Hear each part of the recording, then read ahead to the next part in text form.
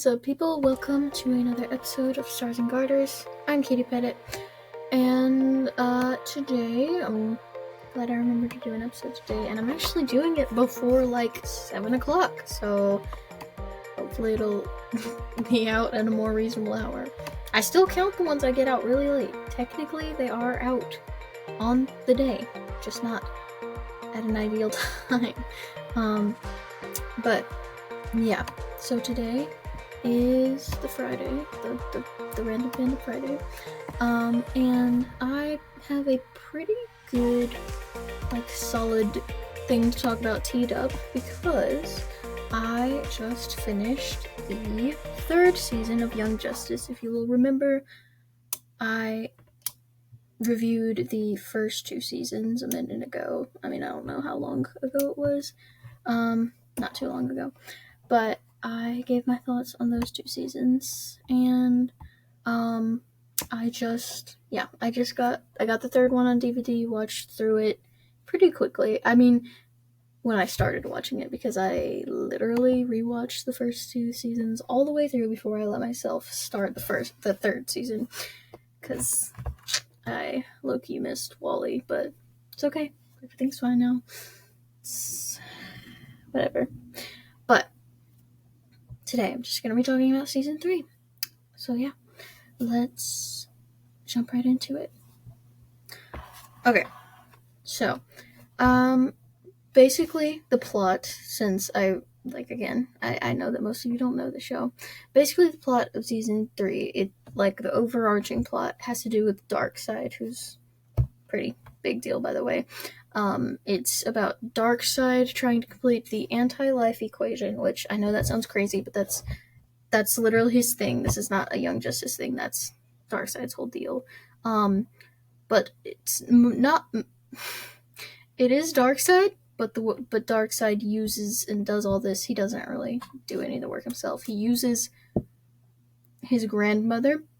I mean, not he. She's not technically his grandmother, but she's old, and she is around Darkseid a lot. So I'm gonna call her Darkseid's grandma. And they basically are like kidnapping superhuman teenagers to find out who can help them complete their anti-life equation, which would allow them to enslave all of the metahumans, which is superhumans, or born superhumans, basically DC equivalent of mutants, metahumans. And the anti-life equation would kill all normal humans and enslave all metahumans to Darkseid's will. So they're all about that. And inside of that, kind of the more less out there thing about that is going on in the series is kind of mostly about like metahuman trafficking. Just a bunch of different groups, including the Light, which was the main villain from seasons 1 and 2, all kind of running these metahuman trafficking things where they like buy them and control them to do evil. And it's like it kind of has the Light is still a big deal, and their villains are still creating a lot of trouble, but Darkseid is more the overarching big bad that they need to take on. The Light is kind of just trying to ruin them more groundedly, like politically almost, and Darkseid is big superhero shoot lasers kind of bad guy. But yeah, basically that's it. Darkseid, overarching. Inside of it, it's about metahuman trafficking. So yeah, it starts out with introduced a lot of new characters, which was interesting because it also started season 2 by introducing a lot of new characters, which is not a bad thing because, well, it worked very well in season 2 because the characters were known characters from the comics. Most of them were, like Blue Beetle, Wonder Girl, Batgirl, those kind of people. Like, who those guys are. These, I've never heard of them before. Outside of Young Justice, they could be completely original characters. I don't know. It kind of seems like they are, but I will not say that they are 100%.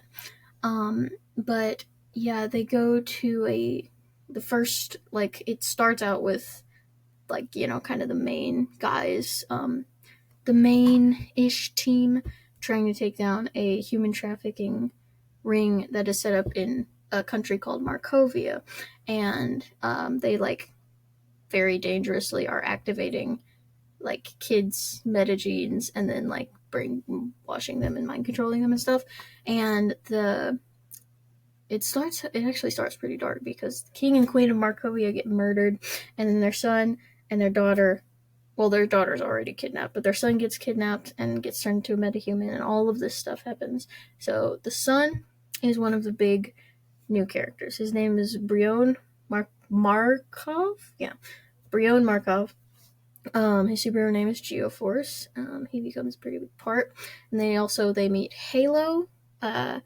She's an interesting one. Who her name is Violet Harper.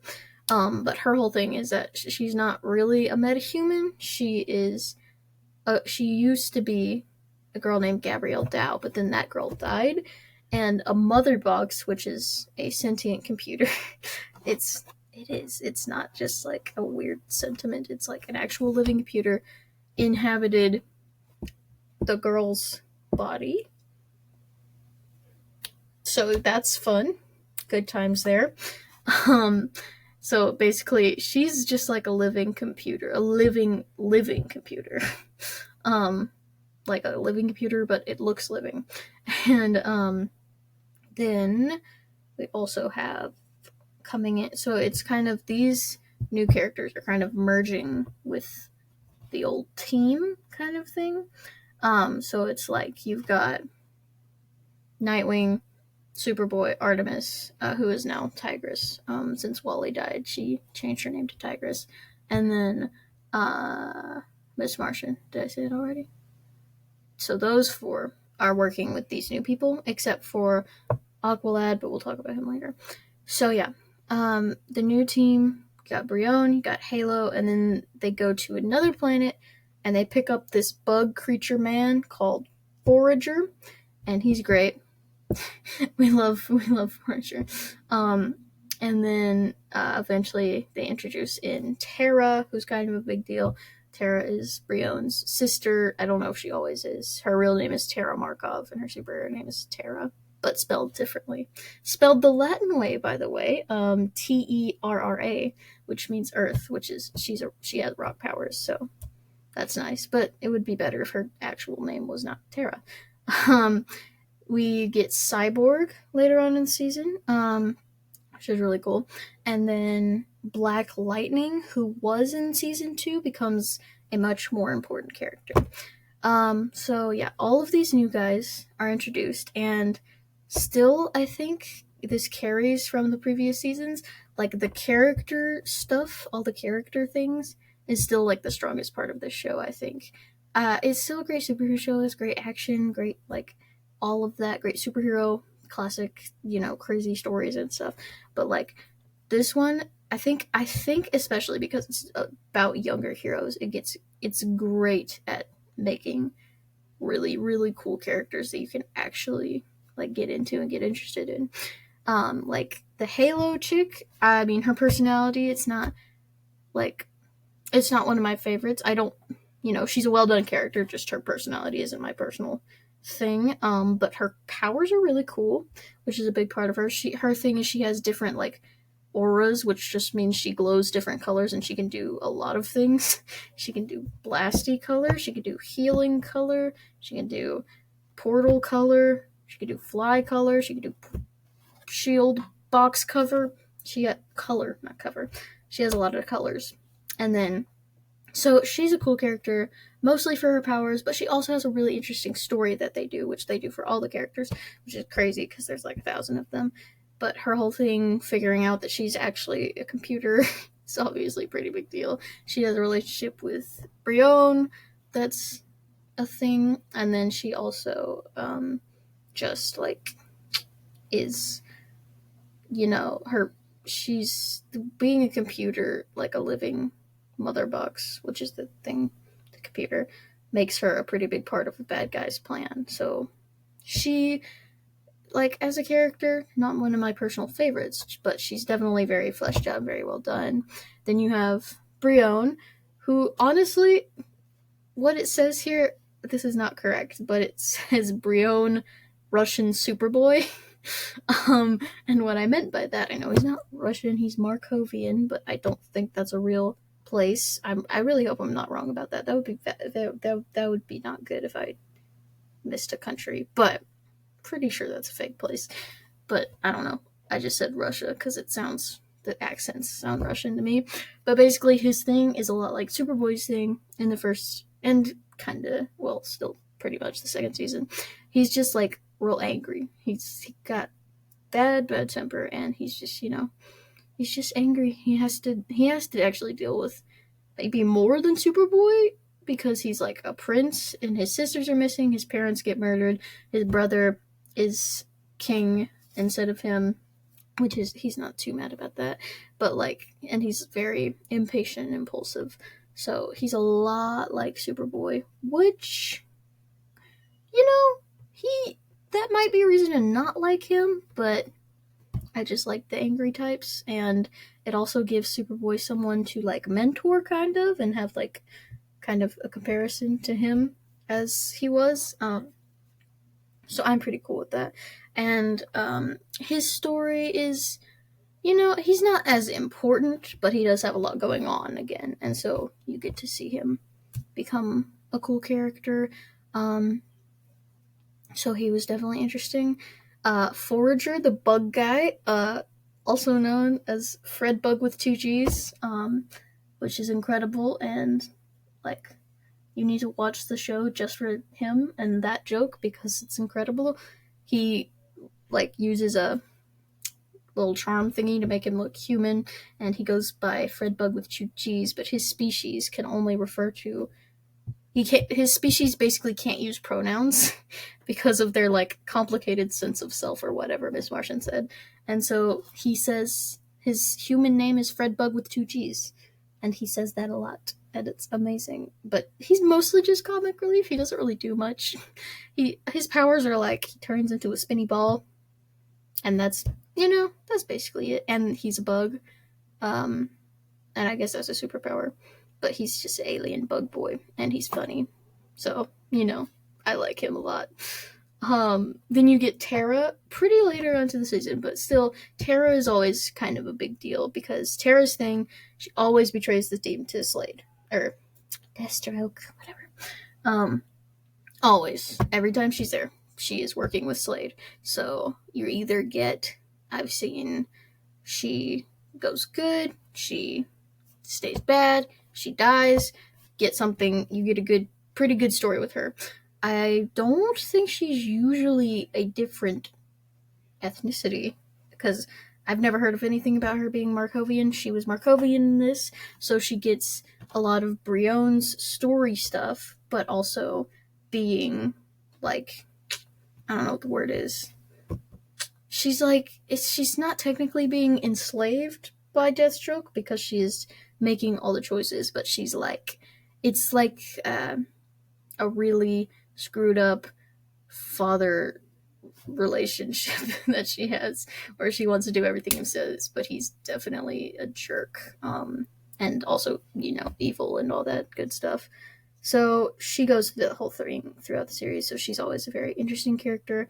And, her personality, again, is rocks. She can move rocks, which is actually pretty useful, because there's rocks in a lot of places, if you didn't know that. Not the most crazy interesting power, but still fun. And then she's very young, so she kind of has a nice little spunky young personality, which is always fun for me. Then you get Cyborg, which I was really excited about. They even, in one of the earlier episodes before he was even seen at all, they had some radio on. They were at the beach and they had a radio on. It said something about Victor Stone making some good play at a football game, because he was a football player before. And I got really excited because I was like, that's Cyborg. Cyborg is Victor Stone. So I was like, they're going to do Cyborg. I was really excited for that. And then they did. They actually showed Cyborg's whole thing. He didn't just he got big story part. They showed like his whole deal, and I mean his whole deal, because his thing was that he had a bad relationship with his dad because his dad would never go to his games, and his dad was like an absentee parent. And then he like showed up at his dad's like lab, and they had a really bad accident, and he got like half of his body blown off, and then he had to be replaced with robot parts. In this story, they take a father box, and the father box gives him all his robot parts. So that is a whole nother thing, because father box tries to like control him and make him murderous, so he has to do that whole deal. And but yeah, I don't think I watched like the Justice League movie, but I can't remember that. I was young. I mean, I'm still young, but I mean, I was like a small little person. Um, but yeah, this is the first time I've like fully seen. I basically knew his origin, but this is the first time I've fully seen it. It was really interesting because it's just like his dad suddenly starts caring about him when he gets his face blown off. So he has to do this whole thing with like daddy issues, and also he is one of the ones. He's like pretty much in this series the only one who really doesn't want to be a superhero because he doesn't want to be a robot man. He wants to play football. He was gonna be really good at football, getting scholarships and all that stuff. But now, since he's a robot, he has a little bit of an unfair advantage. A cyborg, excuse me. Um, he has to get over Father Boss trying to control him, and he has to like become a whole superhero and everything. Um, so he's always a fun character, and it was really nice to see his whole deal and like get to see his entire story get told out and finally get to see all of that because I've never actually seen it again. And he was a really interesting character. And then a very interesting choice to add, because as far as I know, he's not one of the more popular characters in the universe.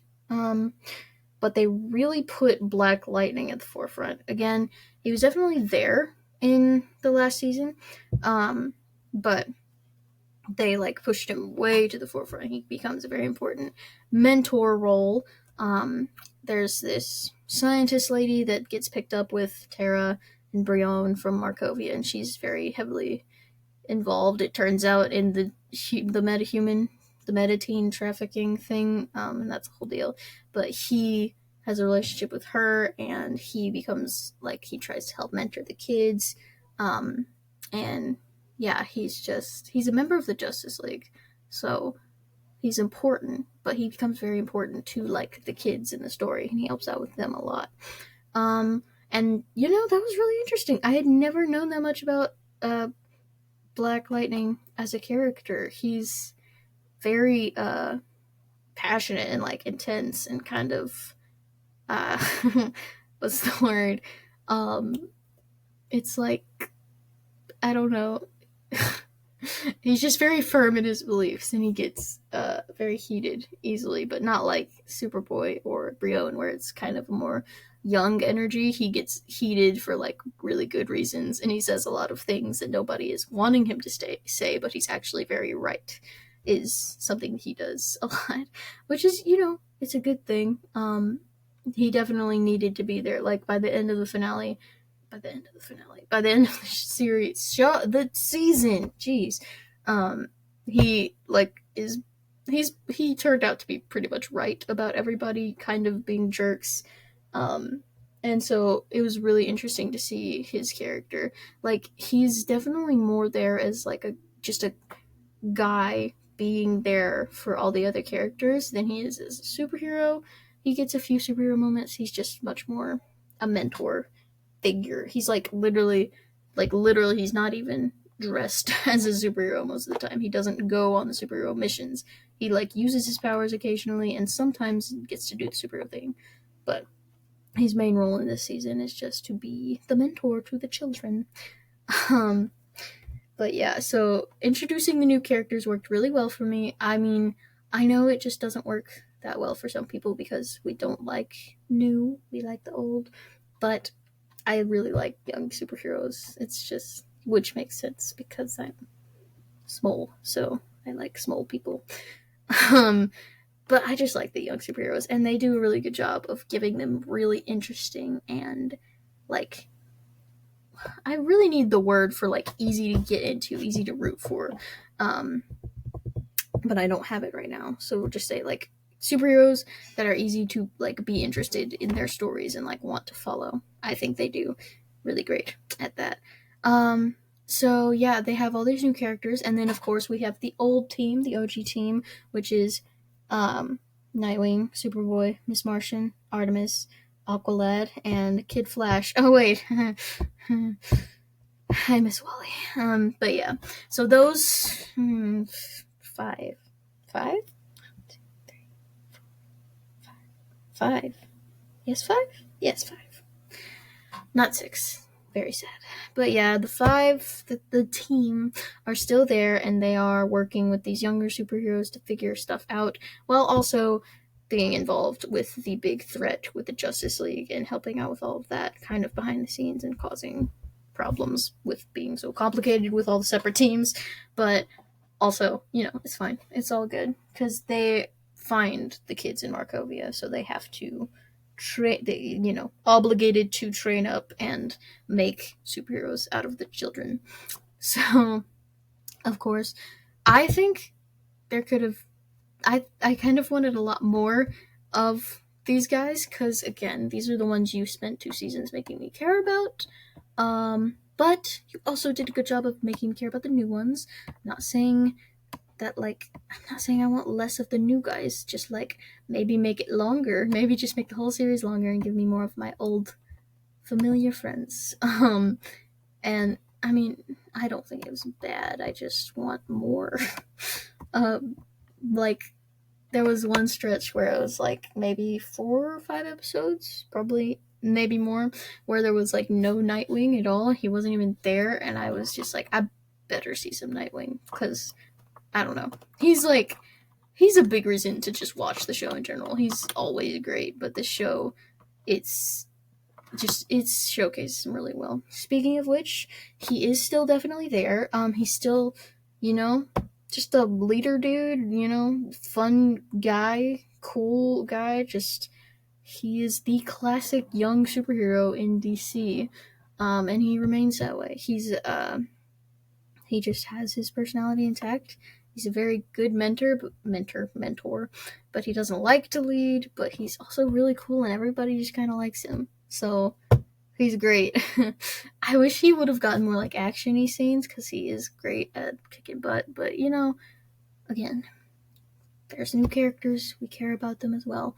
But I still, Nightwing's, he's a favorite. He's a favorite for sure, so more Nightwing, but he's still great. He's still done well. Every time he's there, he's very much Nightwing, and he never fails to be cool. Just be literally just really cool guy. So, then we also have Superboy, who is kind of in the same spot as Nightwing. He was there when the kids got found, so now he has to train the children. And also there's kind of a focus on him and Miss Martian's relationship, because they get stinking engaged. That was really surprising. I was not expecting that, because they were like 16 when the show started, and I was kind of like, oh yeah, they did time gaps. Like, they were 16, and I guess they were, well, there was some sort of age difference, but they were around 16, so which means second season they were around 21. So I guess that means they're around 23 now, so they can do that. Like, that's not weird. It just feels like it happened fast. I wasn't expecting it. I just wasn't expecting it. But I mean, good for them, I guess. Not my favorite couple, because I'm not. Miss Martian's very basic, and I like Superman more than I like Miss Martian, but, whatever, they work. It's nice, so I'm not mad about it. So, that was really cool. He got to kind of focus on that relationship, but he also got to be, a character and be cool. So it's like Superboy has actually matured, which is really nice, because you have Brion, so you don't want to just have Angry Boy, older Angry Boy. Now you have Angry Boy and used to be Angry Boy, so now can teach Angry Boy to not be Angry Boy. I don't know how that sounded. Anyway, but yeah, Superboy has become much more mature. Now he's getting married, he's gonna have babies, and he's all of these things. I don't know if he's gonna have babies, but he's a much more mature guy now, and yeah, he just, most of the team is getting this role of now, like, this is what these new guys are, what we looked like before, so now we kind of have to step up and be mature and stuff. So it's definitely fun to see that. He still is his character. He's still very, like, he's still really, I don't know what's the word for angry but not angry. He's kind of like Black Lightning, but he's a little more he's a little less personable. He's not personable, he's just not as, like, sociable and people-y. But he's still definitely himself, just he's better, he's more mature now, which is nice to see.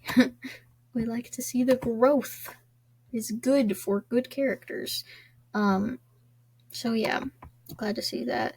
Miss Martian is still there, and she was never my favorite. Not that she's a bad character, not that I don't like the character that she. It's not that I don't like her as a character. It's not that I wish they had done her different in any way. She's not. She doesn't personally intrigue me and interest me, or I don't know. She's just very basic. And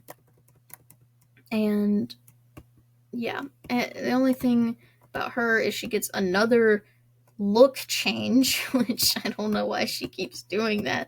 Nobody else gets a crazy dramatic look change unless they are literally having a giant character change.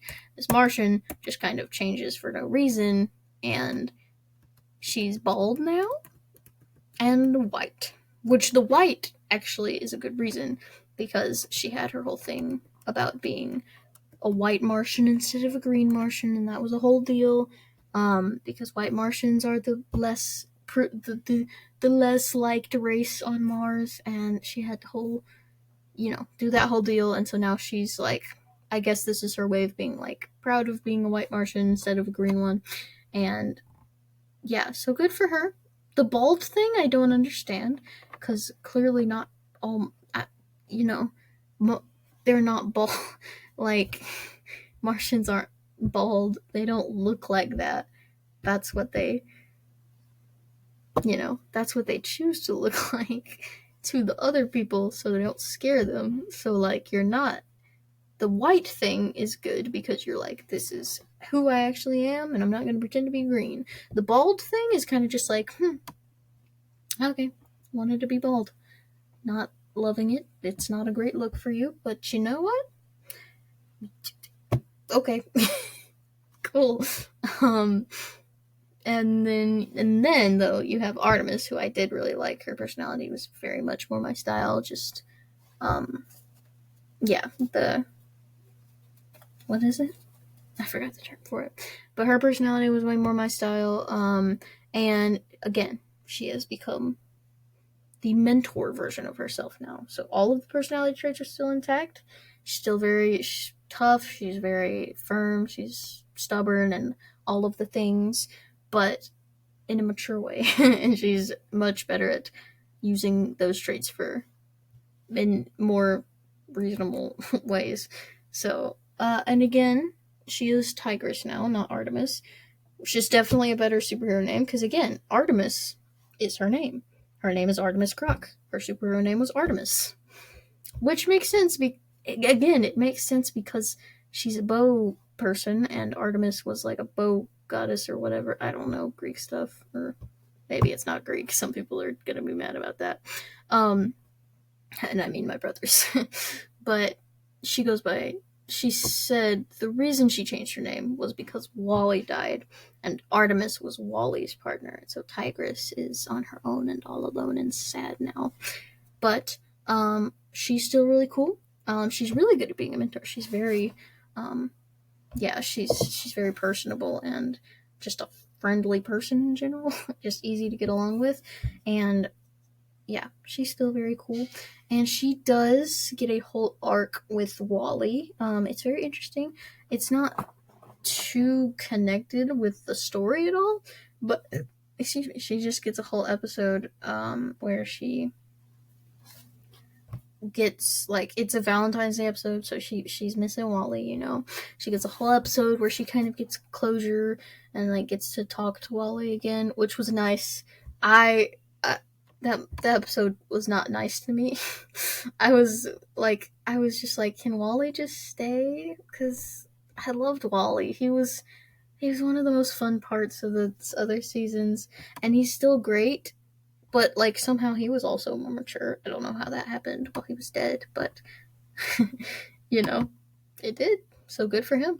And that was really nice. And she gets to be able to move on from Wally.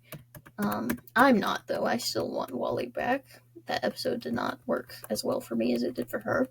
But she has to deal with that whole thing because she was the closest one to Wally, and it's all very sad for her.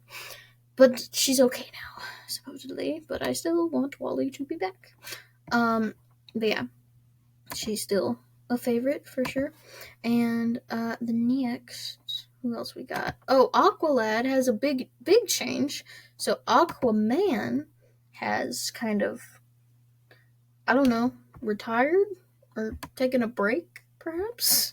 I guess retired because Aqualad Calder is now Aquaman. So that's fun. I can't call him that. Like, my brain will not allow me to call him Aquaman, but he is technically Aquaman. He's taken that role. And he is like one of the leaders of the Justice League now, which is a pretty big deal for him. He's not as much a part of the team and mentoring these young guys because he is more coordinating with the Justice League, and he also is a part of Batman's plan for this whole season, which involves a lot of complications and different teams like splinter groups and all this stuff. But yeah, so that's he's still himself. Again, he was, you know, more chill and not as interesting to me. More not as much drama or intrigue going on with him. But still a character and a well done character. So yeah, he was still himself, and you know, he got some moments. He wasn't as at the forefront, but like nobody could take the forefront really with all of these characters. But he was kind of taking a backseat because he wasn't one of the ones helping these new characters deal with all their stuff. So then we have our newbies, we have our OG team, and now we have another new group called the Outsiders, which is very this was a really cool group. I'm not gonna lie, I liked this a lot. Because it's a lot like how the team originally formed. They even got big fun chemicals because Beast Boy is basically, he's grown up. I mean, he's 15, but he was 13, so there's a big difference. Even though it's just 2 years, there's a difference. And so he's kind of the leader of this squad, and they decide to create this squad to be a public team that like other young people and teenagers can see, so that they can like be inspired and see that superheroing is cool and saves people, and people can be happy, basically. And so like the older team, the OG team even, is kind of like, maybe not do this because maybe it's a bad idea. And then Beast Boy says something that Superboy had said to Superman when they were forming the original team. It was like, get on board or get out of the way. You know? And Beast Boy says that to Superboy, and it's pretty nice. I mean, it's not it you know, it's not great, but like also it's fun to see him kind of like, you see how the older team has become kind of the adults in this situation now, and now they have to deal with the young people wanting to go do their own thing. So that's fun. But Beast Boy as a character has became pretty cool. He was basically just the kid character. He was like I said in the last episode, he was 13, and I had a few problems with that because he was doing a lot of stuff, and I was like, that's too young. But now he's 15, and everything's fine. He's like an official, real teenager now, and also acts more into the 16, 17, which is not a big difference at all. But, it's fine now. As long as he's not 13 or under. 14 would have been a little iffy too, but 13 was just he's too young. But now it's fine. So he's come into his cool personality. He's like, he's a pretty basic, like, teenage guy, just chill, laid back, funny, wants to hang kind of, vibe. But he's also turns out to be a really good superhero and, like, actually be good at saving people and, like, inspiring normal humans and just being like he has a very good image as a superhero. He has, superhero image. He's very good at it. Um, he looks like a classic superhero, and that's good for the people because that's what they want to see. Also, his voice actor changed, which is not a bad thing at all because I believe it's Greg Sipes. I mean, I'm like 99% sure that it's Greg Sipes, and he's his actor from Teen Titans and Teen Titans Go, and also probably more things, because when I think Beast Boy voice, I think Greg Sipes. And I wasn't expecting it. I thought they would just carry over his 13-year-old voice actor into the season, but it's Greg Sipes, and I'm very happy to see it. And it's also incredibly different from Teen Titans Go, because obviously Young Justice is a way more serious show, and so he had a much more mature tone while still sounding 15, and he did a great job with it, and it was really, really cool to hear him do stuff like that. He's great. Love him, especially as Beast Boy. So Beast Boy was great. It was really good to see him do his thing as a not much, again, he's not much older, but he's just an older superhero, and he's like being the 15 to, like, I don't know, 17 age is kind of just how I think of him. Like, him being older is not, like, even though he is, like, in the comics, he's definitely not a teenager. I just think of him as a teenager. He acts like a teenager, first of all, even though he is older, but, like, I just, I think of him as a teenager. That's because he was popular. That he's a teen titan. He's like, that's his thing. So it was really good to see him get in his element and be the character that I think of him as. But in this version, in the Young Justice version, which was I felt good considering the other versions, and lined up well with his personality, and also matched and fit into the story with him leading the Outsiders.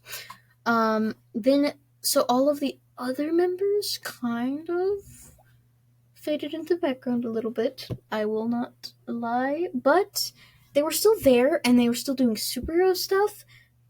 They were still, like, active in the doing of things, but they didn't get enough, like, they didn't really get to be further built as characters. Beast Boy definitely did. The rest of them did not really, which I would have liked to see more of, since you kind of teed that up from season 2, introducing all these new characters, because The Outsiders is mostly made up of characters that were newly introduced into the team in season 2.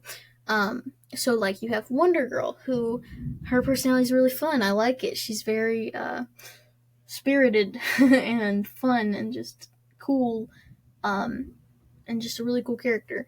And I'm interested in her, and she has the powers of Wonder Woman, so that's awesome. But, there's so much else happening that she doesn't get the most time, doesn't get the most screen time, definitely doesn't get explored as much, but honestly, it wasn't too bad, because, the Outsiders being a part of it was more just to have that team to be the, like, face of superheroes and show, like, all this good stuff about it. So it wasn't necessarily about the individual characters, so it was okay,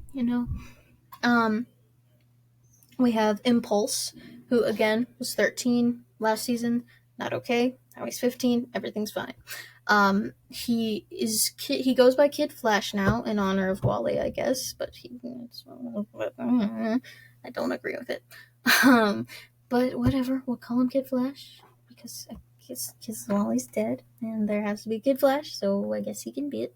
So, yeah, he's still, his personality's still very much intact. He's, funny speedster. That's what they all are. Just goofy guys who are very laid back, but also, can definitely do the job and be great superheroes. And he's still very much that. So he's still fun. He got taller, and I don't like that. He looked much more appealing as a young child, and I feel like he would not have elongated that much as in 2 years. But what do I know? Never mind. And then you have an interesting addition. You have El Dorado, which he didn't get this name in the last season. He was part of I'm not gonna call it that. The group, the group of the children. I can't say what I called it last time because it's not politically correct. The kids. Okay, so he's the Mexican one from the group of kids who were not white. That was in the last season. So that was not better at all, but I tried. And so he kind of turns into a whole superhero now. He gets a suit, gets a name, obviously, El Dorado. And I don't know what that means, by the way. Look it up, I guess. Hope it doesn't mean something terrible. And so, he's also here. He was pretty much just angsty in the last season, so now he's also one of the ones who's matured a lot. He helps out with some of the rescued the rescued meta teens that were being captured and trafficked and all that. He helps them learn how to deal with their powers, so that's nice. And then he joins the team, and he's teleporty boy, and he helps out, does superhero things, and that's all well and good. Not really a standout, but he's not a nuisance. He's not annoying, and he's not bad. So yeah, cool. He's great, I guess. Then you have Static, who was the much more kind of main character, I guess, of the group. The group that El Dorado was in, of the other children, and he is, he's an older superhero now, and he's, staying.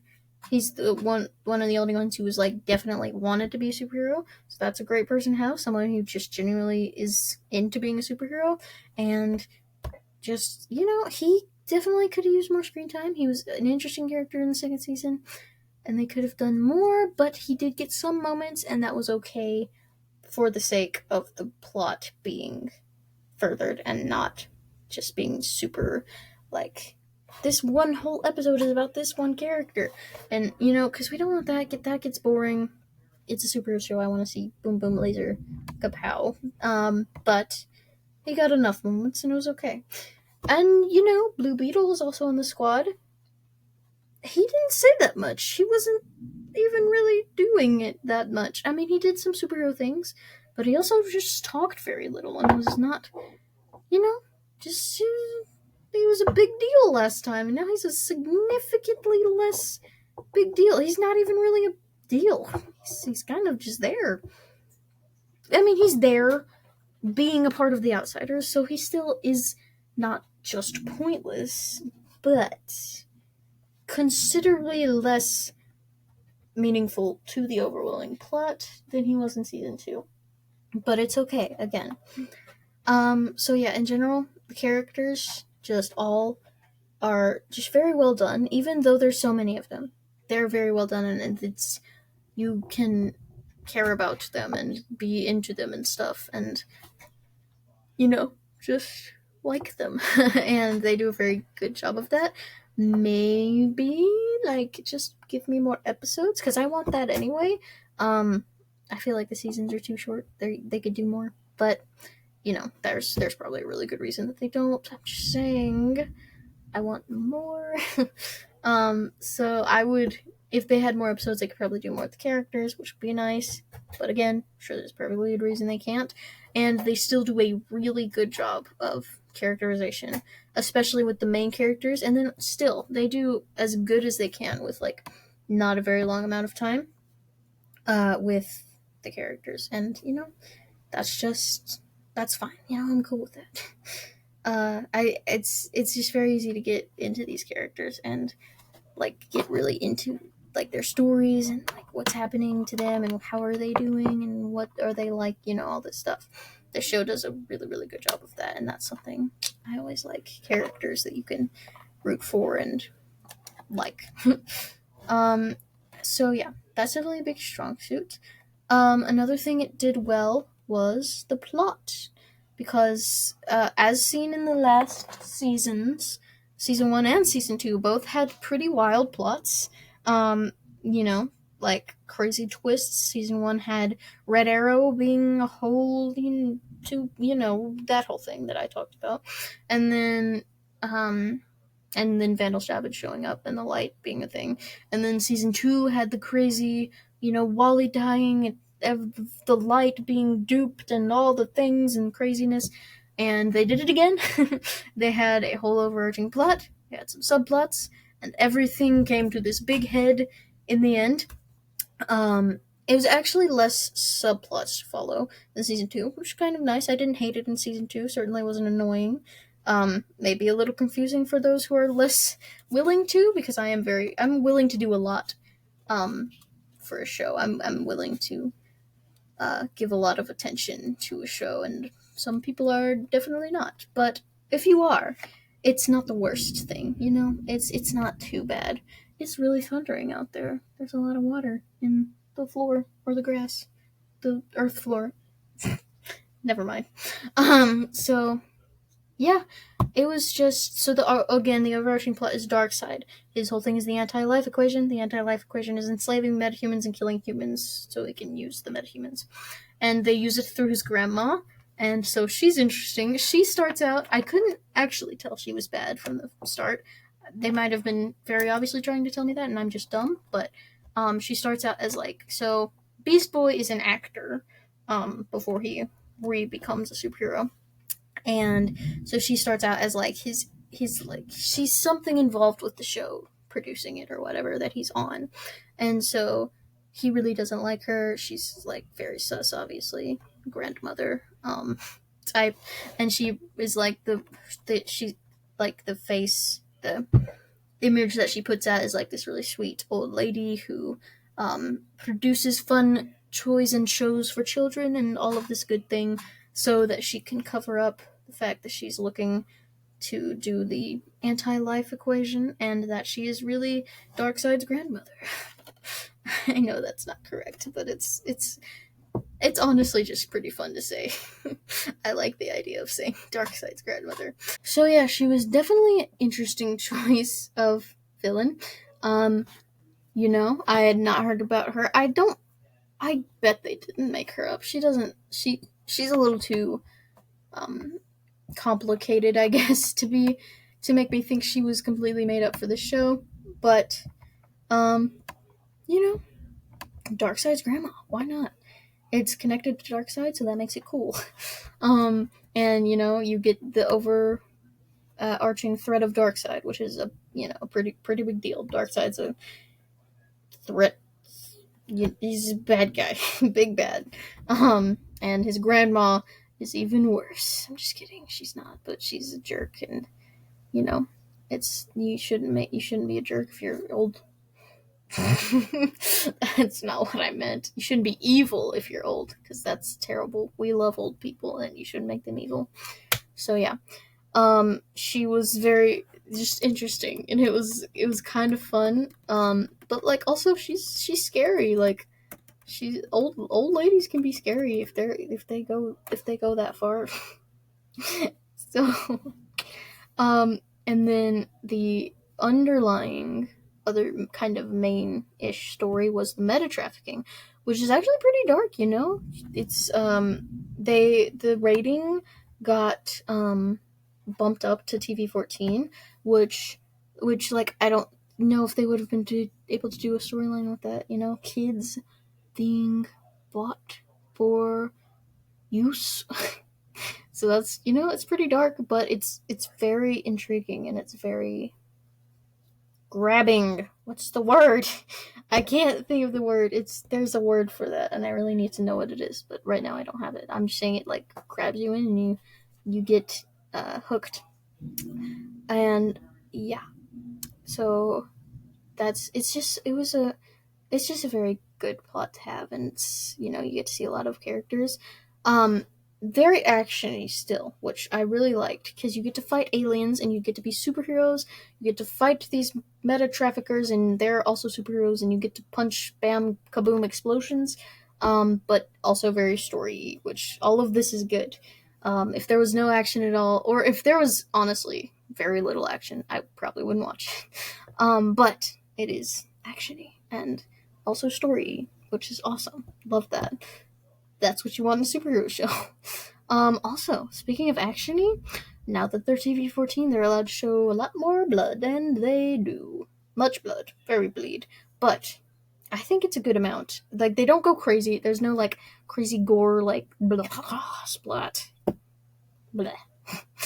There's not, like, that much blood, but, there's still, like, blood splatters. People get shot. People get assassinated. You see blood. And I think for the story direction, it was actually. I'm not going to say I was like into it because that's a little weird. I'm just saying it kind of helped the story. It wasn't like crazy gory, which is just annoying. It was like made the stakes a little higher. You know what I'm saying? The only scene that I would describe as gory, and if you haven't watched this and you're contemplating watching it, maybe watch out for this one, is when they showed Cyborg's origin, they definitely showed it. Like, literally showed his organs, because, his whole face got chopped off and whatever, and they showed all his, organs, his lovely organs. They were lovely, and that was the most like graphic scene, and even that it wasn't too bad. Like, I thought it would be a lot. I read about it on the parent guide because that's what I do. I look at parent guides for stuff because I'm a nerd.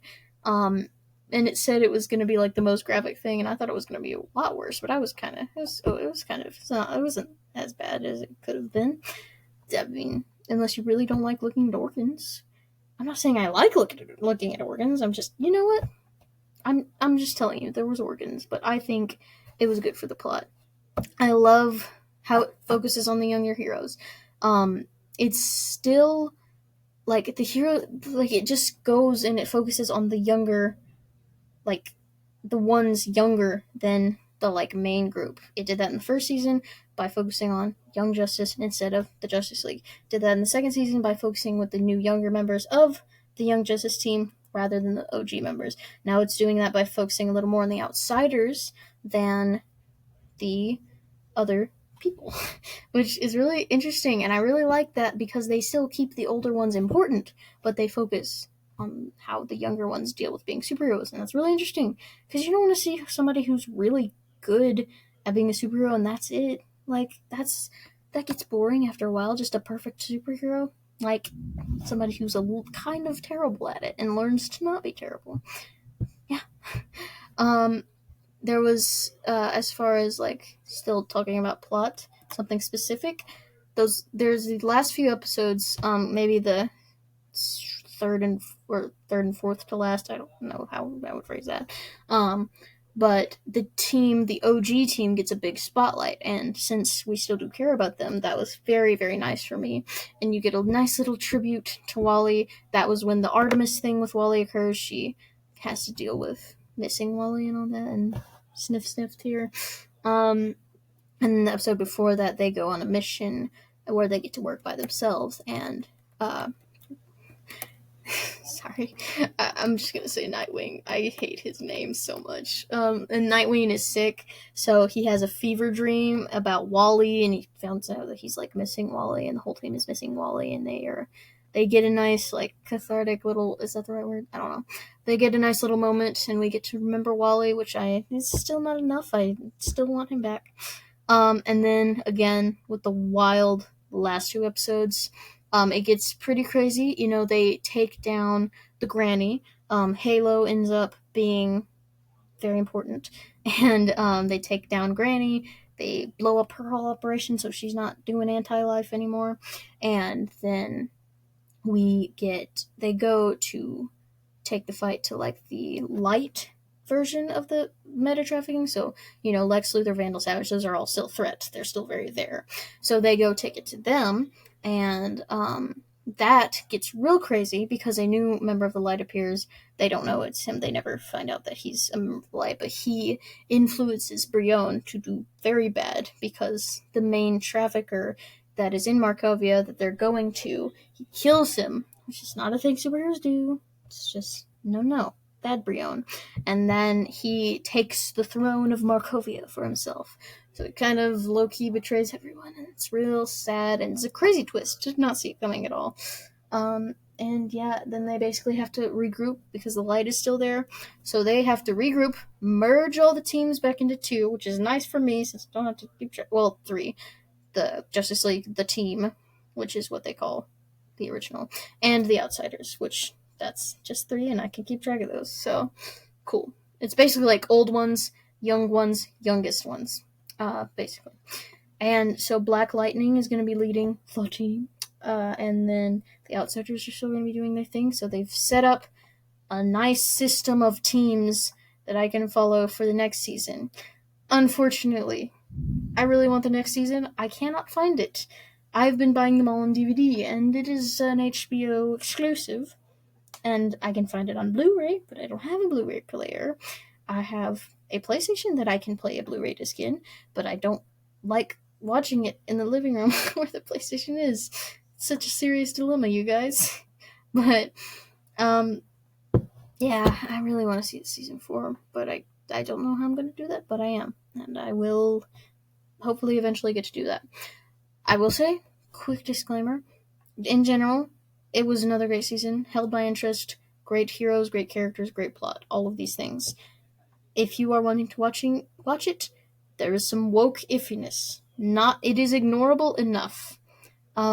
It's one scene is, it is noticeable, basically, and it's one I would, it's not a relationship that is gone into. It's just an iffy scene that is bleh, gross. There's one, it's a snap, just super quick scene, and you barely even notice it. Unfortunately, I did because I knew it was coming. I mean, maybe it was better that it was coming, but anyway, there's a kind of iffiness, and just some iffy wokeness relationship things, but it's very brief, and it's ignorable enough.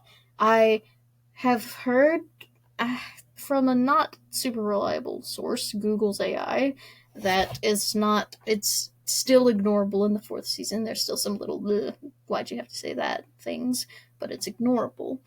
And there's a teeny little bit of language. Very small. But yeah, just stuff to look out for.